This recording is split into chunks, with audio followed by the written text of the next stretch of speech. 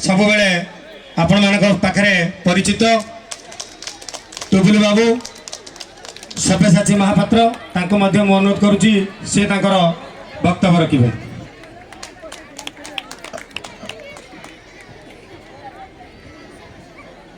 जय जगन्नाथ।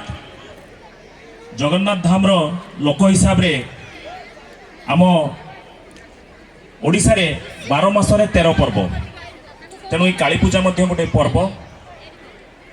एथिरे ये जो काली पूजा मार्केट कमिटी रो सभापति समस्त पदाधिकारी से माने निमंत्रित करथिले जे आपण आसीबे आमर फंक्शन को। मुझे निमंत्रण को रक्षा करी आसी पहुँचली। सर्वप्रथमे से धन्यवाद दूची एवं काली पूजा उपलक्षे मु शुभेच्छा अभिनंदन जनाऊँगी। तत्सहित ये मंचरे मंडी नंबर जोन रो जिला परिषद सभ्या उषाराणी राउल महोदया, कांडगरडी पंचायत रो जे कि सरपंच नवनिर्वाचित सरपंच राजेंद्र राउत, शेखर सेनापति सभापति ये मार्केट कमिटी रे, तथा अन्य जे आमर निमंत्रित अतिथि माने अछंती चिकुचंदन सान भाई,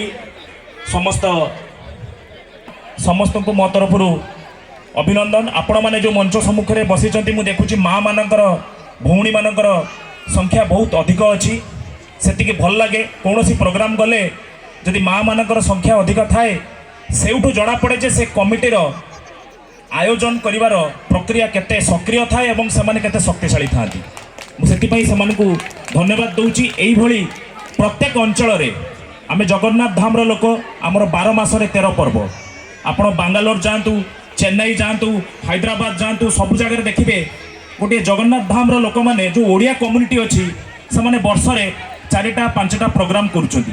मु भी जतेबेले बाहर को बुलिया जाए विभिन्न पर्वपर्वाणी रे मु देखे यही ह्यूमान सागर को मु देखी चेन्नई रे, यही ह्यूमान सागर को आपण माने देखिबे बांगालोर रे, हैदराबाद रे।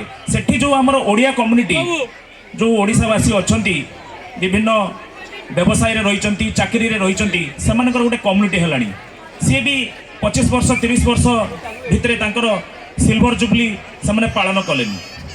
ठीक सही परी आम ओडिशा रे प्रत्येक जिले रे, प्रत्येक सब डिविजन रे, प्रत्येक पंचायत रे एई भलिया प्रोग्राम हबार आवश्यक रही। वर्ष सारा समस्ते ये जो मार्केट कमिटर भाई माने विभिन्न व्यवसाय रे नियोजित रहिले। ए अंचल लोक माने विभिन्न पर्वपर्वाणी देखुचंती, सांस्कृतिक कार्यक्रम आज जो एठी माने जनगहली हेइची ह्यूमान सागर को देखिया पई ए सब प्रोग्राम हमर 2-3 वर्ष हो बंद हो जाइतला। समग्र विश्व रे कोरोना रो जो कराल रूप यह आमे समस्ते देखिचु। महाबाहु को पाखरे सेतिकी आमे ऋणी, जहा हो से कोरोना रो कराल रूप आम पाखरु दूरे जाइची, आमे माने सेतरु मुक्त होइचु। ए दिन आमे आ बंचिथिबा पर्यंत केबे आम पाखकु न आसु यह मु भी चाहूची, आपण माने भी चाहूचंती। आज आमे पुणी 3 वर्ष परे एही जगह रे एकत्रित होइचु।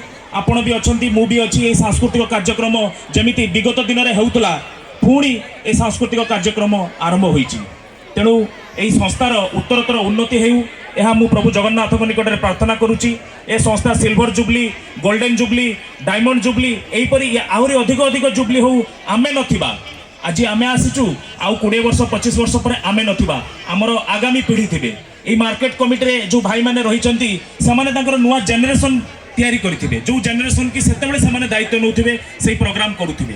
ए प्रोग्राम मते बहुत भल लागुची। यार संख्या मु देखिली, मु तो केबे आसी नथिली। ए स्कूल को आसीथिली जतेबेले यार गोल्डन जुबली 2014 मसीह बोधे मोर मन पड़ुची जितेबाला होता से अरुण साहू मान्यवर मंत्री अरुण साहू ये गेस्ट होते, प्रताप चंद्र षडंगी महोदय गेस्ट होते। मुझे समय आसी स्कूल को देखी ये एरिया लोक मानकर कौ भाया गोटे सांस्कृतिक कार्यक्रम हेले तांकर को आग्रह थाए।